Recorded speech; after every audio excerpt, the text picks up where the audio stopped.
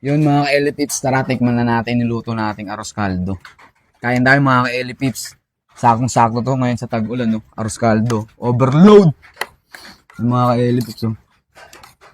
Gawin lang natin mga ka-Elipips. Dahil naglagay ako ng ano dito. Chili oil. Ginawa natin chili oil lang.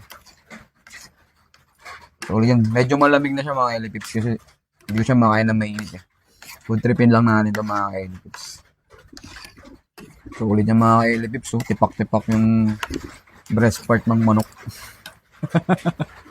Sakto-sakto to sa tagulan mga ka-Elipips. Tara, food tripin natin. Up.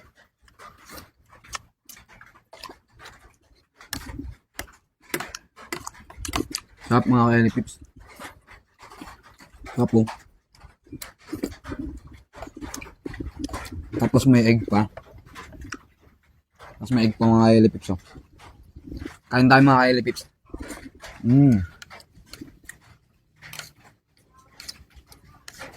Solid.